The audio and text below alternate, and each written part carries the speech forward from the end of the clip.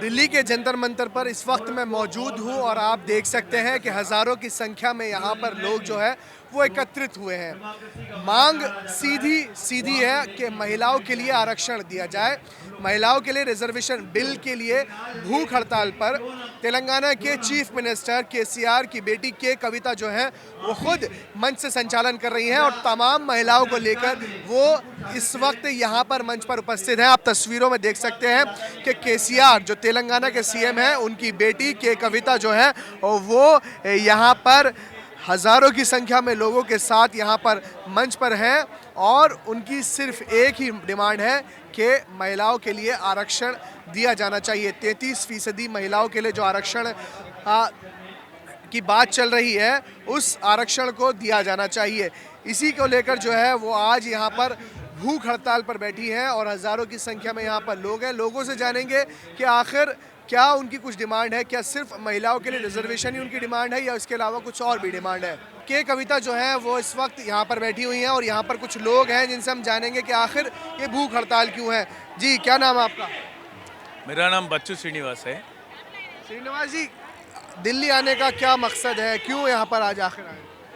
देखिए, आज सारे भारत में ये जब स्वतंत्र आया, जब से आज तक पार्लियामेंट में महिलाओं के कमी है।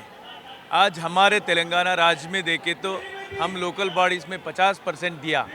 हम सारे देश के मॉडल बन गए ऐसे। आप आज हमें ये चाहते, ये बिल जब कांग्रेस सोनिया गांधी प्रेसिडेंट था, मनमोहन सिंह प्राइम मिनिस्टर था, जब राज्यसभा में पास हुई थी, फिर भी बिल पेंडिंग में था। आज नरेंद्र मोदी जी सरकार ने 8 साल से बोल रहे था, उसका एजेंडा में थी ये 33% महिलाओं के रिजर्वेशन देने के लिए उन लोग वादा भी किया, ये वादा पूरी नहीं किया। इसके वजह से हम आज ये सारे देश में सारे लोगों को, सारे महिलाओं को, सारे पार्टियों को इकट्ठा करने के लिए हमारे अध्यक्ष, भारत जागृति के अध्यक्ष और तेलंगाना एमएलसी श्री कविता जी ने ये सारे देश को बताने के लिए और ये भारत सरकार से लड़ने के लिए आज भारत सरकार से पूछने के लिए हम दिल्ली आके जंतर मंतर में बैठे हुए। जी, तो मेन जो आपकी डिमांड है, बेसिक वो जो डिमांड है वो ये है कि 50% का आरक्षण चाहिए या 33%? 33%। It is already there. हम ये नहीं पूछ रहे, हम जो दिया वो देश में भी देने वाले के। अगर देश में हम तो तेलंगाना में 50% है, लोकल बॉडीज में हम 50% दे चुकी है।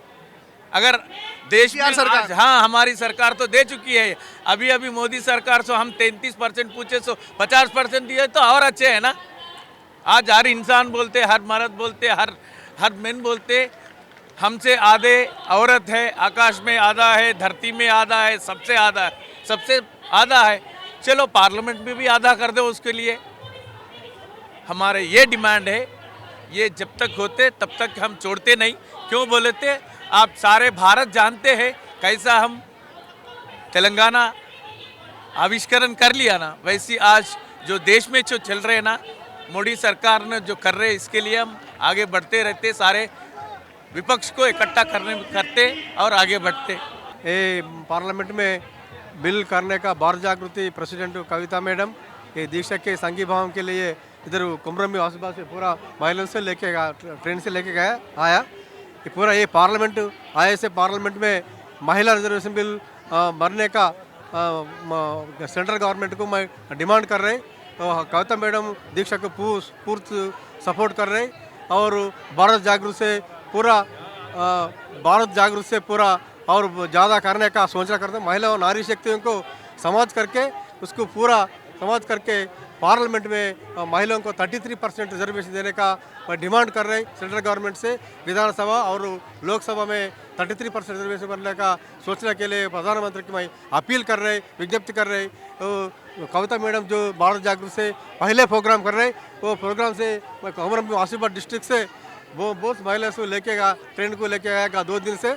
वो तो गली में प्रचार करके महिला नारी शक्ति को बलोपेत करके पार्लियामेंट में ये बिल प्रवेश करने का ये पार्लियामेंट 13 से पार्लियामेंट चल रहे, ये महीने 13 से पार्लियामेंट चल रहे। वो सेंट्रल गवर्नमेंट में अभी अपील कर रहे मैं बिल पास करके नारी शक्तियों को लगाना पड़ता। और का भारत जागृति अध्यक्ष मैं अध्यक्ष को अपील करता हूँ, इन्हों संघीय भावों के लिए मैं वो उधर से आया फुल महिला रिजर्वेशन बिल को फुल सपोर्ट कर रहे हैं। हमारी डिमांड है महिलाओं को 33% रिजर्वेशन। बहुत लंबे समय से बिल पेंडिंग है। हम चाहते हैं कि सारे ऑपोजिशन के लोग यूनाइट होकर के इस बिल की मांग कर रहे हैं। मोदी सरकार बहुमत में है, हम चाहते हैं कि वो इस बिल को पास करके महिलाओं को उचित प्रतिनिधित्व सदन के अंदर दें। क्या ये अपोजिशन पार्टीज का एक अलायंस गठबंधन है या आप सिर्फ ऐसा महिला यहाँ पर हैं? मुझे समाजवादी पार्टी के रिप्रेजेंटेटिव के बतौर भेजा गया है। मैं अपनी समाजवादी पार्टी के रिप्रेजेंटेटिव के बतौर हूँ। मैंने टोपी लगा रखी है, ये मेरी पहचान है कि मैं समाजवादी पार्टी की हूँ। और हमारी पार्टी हमेशा महिला आरक्षण और महिला मुद्दों पर मुखर होकर के महिलाओं का समर्थन करती है। मोदी जी से आपकी ना सदन में बनती है ना विधानसभा में बनती है, क्या लगता है सुनेंगे आपकी वो? विपक्ष वैसा ही होना चाहिए जो सत्ता से सवाल कर सके। अगर विपक्ष सत्ता से आंखों में आंखें डाल के सवाल नहीं करेगा तो इस देश की आवाम की आवाज़ कहीं ना कहीं दब जाएगी। तो ये मुझे अच्छा लगता है कि अगर सदन में विपक्ष मुखर होकर के बोल रहा है। और हम तो सुझाव दे रहे हैं कि आप महिला आरक्षण को पास कर दीजिए। आपने तो बहुत बड़े बड़े निर्णय लिए हैं, एक बड़ा निर्णय ये भी ले लीजिए। प्रधानमंत्री एक तरफ 3 तलाक बिल लाते हैं, महिलाओं के लिए कई सारी बातें करते हैं। महिलाएं आज 33% आरक्षण की मांग कर रही है, ये तो बहुत बड़ी बात हो। 3 तलाक बिल का और महिला आरक्षण बिल में बहुत अंतर है। वो एक सामाजिक मामला है और ये राजनीतिक मामला है।